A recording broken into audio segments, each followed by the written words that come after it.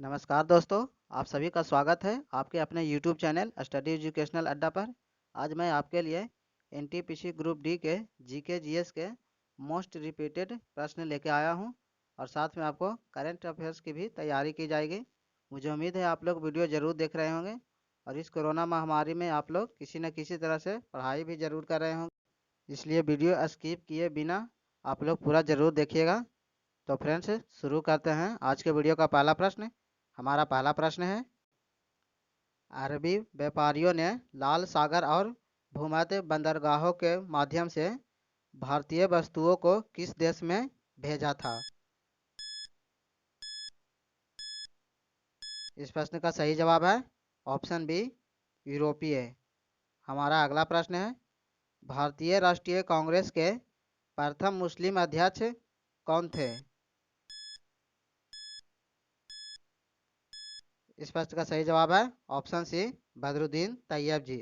और फ्रेंड्स, आपको बता दें कि बदरुद्दीन तैयब जी सन 1887 ईस्वी में मद्रास अधिवेशन में प्रथम मुस्लिम अध्यक्ष बने थे।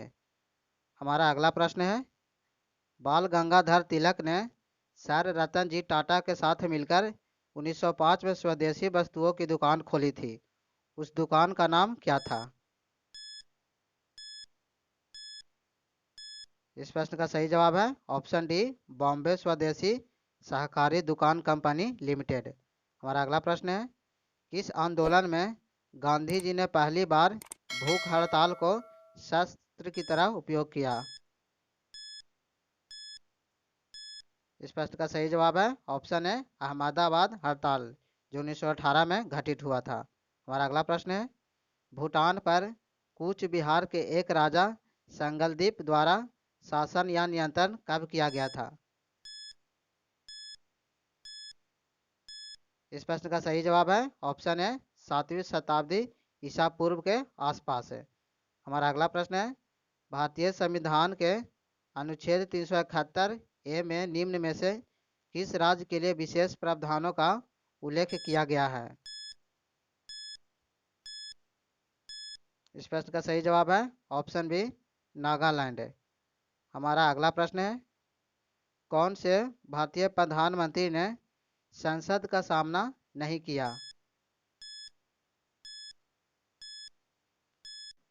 इस प्रश्न का सही जवाब है ऑप्शन डी, चौधरी चरण सिंह ने। हमारा अगला प्रश्न है, वर्ष 1982 में इलेक्ट्रॉनिक वोटिंग मशीन किस विधानसभा चुनाव में पहली बार प्रयोग में लाई गई थी? इस प्रश्न का सही जवाब है ऑप्शन बी, केरल। और फ्रेंड्स, आपको बता दें कि वर्ष 2004 के लोकसभा का चुनाव से इस मशीन का प्रयोग पूरे भारत में किया जाने लगा। हमारा अगला प्रश्न है, भारतीय संविधान के किस अनुच्छेद में वित्तीय आपातकाल से प्रावधान वर्णित है? इस प्रश्न का सही जवाब है ऑप्शन सी, अनुच्छेद 360 है। और फ्रेंड्स, अनुच्छेद 352 की बात करें तो अनुच्छेद 352 राष्ट्रीय आपातकाल से संबंधित है और अनुच्छेद 356 राष्ट्रपति शासन से संबंधित है। हमारा अगला प्रश्न है, भारतीय संविधान की कौन सी अनुसूची अनुसूचित भाषाओं के बारे में है?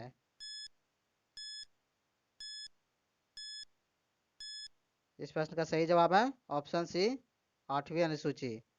हमारा अगला प्रश्न है, एक के BLU को व्यवस्थित करने पर हम किस देश की राजधानी के रूप में प्राप्त करते हैं?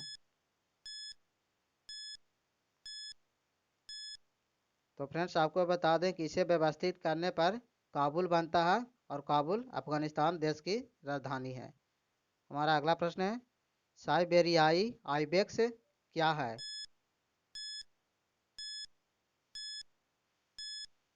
इस प्रश्न का सही जवाब है ऑप्शन बी, बड़े और भारी बकरियाँ।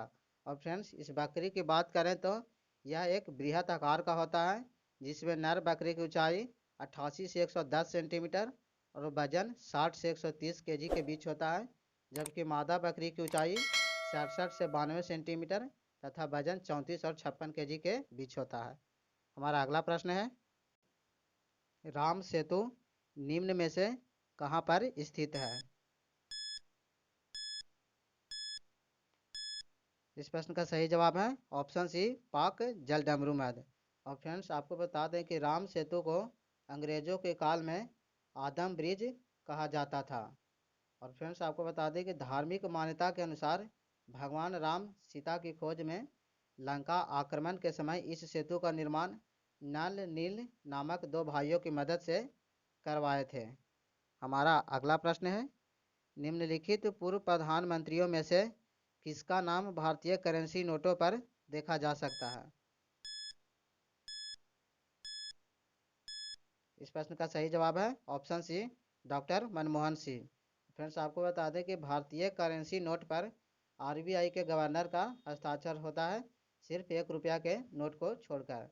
और यही बात है कि भूतपूर्व प्रधानमंत्री मनमोहन सिंह आरबीआई का गवर्नर रह चुके थे, इसी कारण करेंसी नोट पर इनका हस्ताक्षर युक्त काम मिलता है।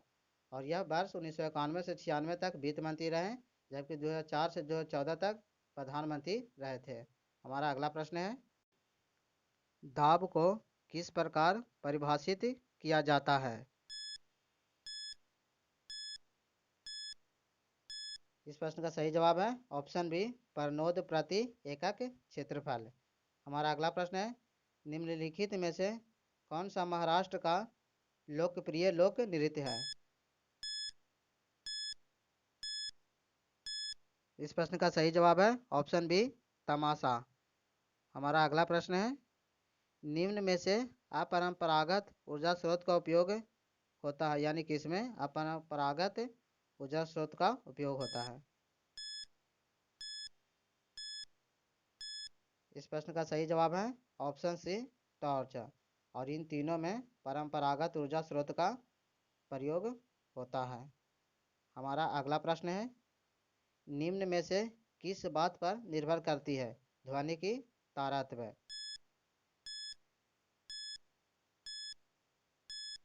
इस प्रश्न का सही जवाब है ऑप्शन ए, आवृत्ति। और फ्रेंड्स ध्वनि की तारतम्य के कारण ही मनुष्य का आवाज़ पतला या मोटा होता है, जो आवृत्ति पर निर्भर करता है। हमारा अगला प्रश्न है, ऑक्सीजन के एक अणु का द्रव्यमान कितना होता है?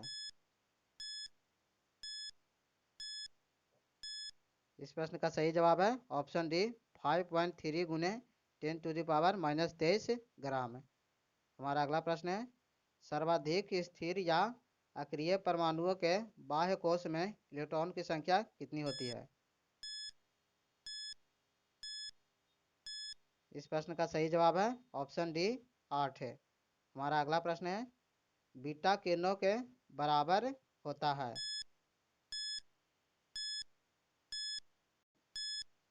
इस प्रश्न का सही जवाब है ऑप्शन बी, प्रकाश के वेग का 9/10। और फ्रेंड्स अल्फा किरण की बात करें तो यह प्रकाश के वेग का 1/10 होता है, और गामा किरण लगभग प्रकाश के वेग के बराबर होता है। हमारा अगला प्रश्न है, निम्न में से कौन अम्ल और क्षार के साथ अभिक्रिया करता है?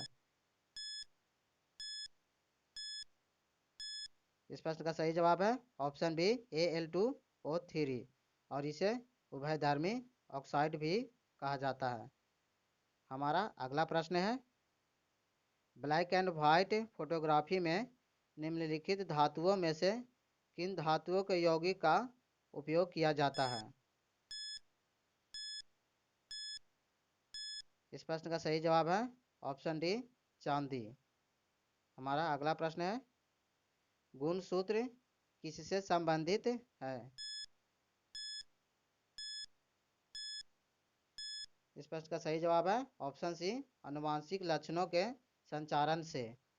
हमारा अगला प्रश्न है, वैज्ञानिक नाम क्या है होमो सेपियंस का?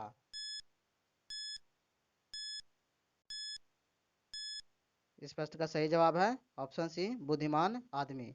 और फ्रेंड्स होमो सेपियंस की बात करें तो होमो का अर्थ वंश होता है, जबकि सेपियंस का अर्थ जाति होता है। हमारा अगला प्रश्न है, किसी विलयन में हाइड्रोजन आयन का सांद्रण 10 से 5 ग्राम अणु प्रति लीटर है, इस विलयन का पीएच क्या होगा? इस प्रश्न का सही जवाब है ऑप्शन बी, 5, यानी यह विलयन अम्लीय होगा। हमारा अगला प्रश्न है, भारतीय मूल के शिव अय्यादुराई किसके आविष्कार से जुड़े हुए हैं? इस प्रश्न का सही जवाब है ऑप्शन ए ईमेल।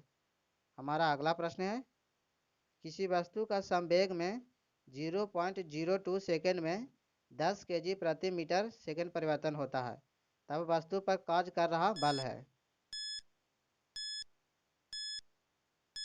इस प्रश्न का सही जवाब है ऑप्शन सी 500 न्यूटन।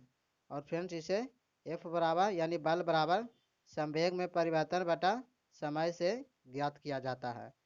हमारा अगला प्रश्न है, चंडीगढ़ में रॉक गार्डन का निर्माण करता कौन है? इस प्रश्न का सही जवाब है ऑप्शन ए नेकचंद। और फ्रेंड्स, चंडीगढ़ में रॉक गार्डन सुखना झील के निकट स्थित है। हमारा अगला प्रश्न है, बंगाल में द्वैध शासन कब लागू किया गया था? इस प्रश्न का सही जवाब है ऑप्शन ए 1765 ईस्वी में।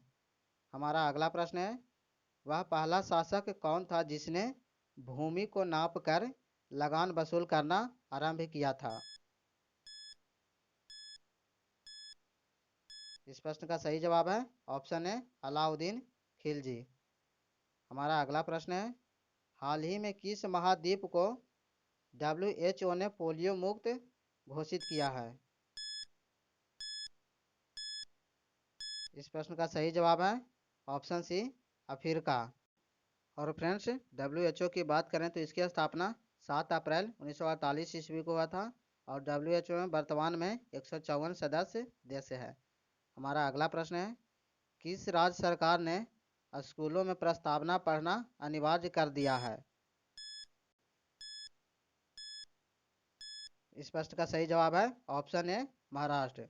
और फ्रेंड्स, आपको बता दें कि करंट अफेयर्स किसी भी एग्ज़ाम के लिए एक रीढ़ की तरह साबित होता है, इसलिए आप लोग ज़्यादा से ज़्यादा करंट पढ़ने की कोशिश करिएगा। हमारा अगला प्रश्न है, GMX-20 द्विपक्षीय समुद्री युद्ध अभ्यास किन दो देशों के बीच हुआ है? इस प्रश्न का सही जवाब है ऑप्शन बी भारत और जापान।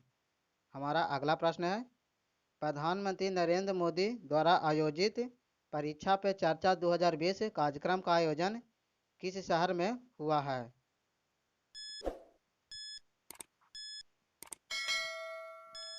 इस प्रश्न का सही जवाब है ऑप्शन ए नई दिल्ली। हमारा अगला प्रश्न है, वर्तमान में मध्य प्रदेश के मुख्यमंत्री कौन है? इस प्रश्न का सही जवाब है ऑप्शन डी शिवराज सिंह चौहान। हमारा अगला प्रश्न है, किस राज्य में भारत की पहली सौर ऊर्जा से चलने वाली ट्रेन का उद्घाटन किया गया? इस प्रश्न का सही जवाब है ऑप्शन ए केरल। हमारा अगला प्रश्न है, 5G नेटवर्क लॉन्च करने वाला विश्व का पहला देश कौन बना है? इस प्रश्न का सही जवाब है ऑप्शन बी चीन। और फ्रेंड्स, 5G सेवा शुरू करने वाला विश्व का पहला देश दक्षिण कोरिया है। हमारा अगला प्रश्न है, रेलवे बोर्ड के नए अध्यक्ष कौन बने हैं? इस प्रश्न का सही जवाब है ऑप्शन बी सुनीत शर्मा। और फ्रेंड्स, आपको बता दें कि इससे पहले PK यादव रेलवे बोर्ड के पहले अध्यक्ष थे। हमारा अंतिम प्रश्न है, बाय बाय कोरोना पुस्तक के लेखक कौन है? इस प्रश्न का सही जवाब है option B Pradeep Srivastava. Friends, video कैसा लगा आप लोग कमेंट जरूर करें। वीडियो अच्छा लगा हो तो इसे लाइक और फ्रेंड्स के साथ शेयर जरूर करें। और हमारे चैनल को सब्सक्राइब जरूर करें और साथ में बेल आइकन बटन को ऑन कर लें, ताकि हमारे नेक्स्ट वीडियो का नोटिफिकेशन आपको सबसे पहले प्राप्त हो। मिलते हैं नेक्स्ट वीडियो में, तब तक के लिए धन्यवाद।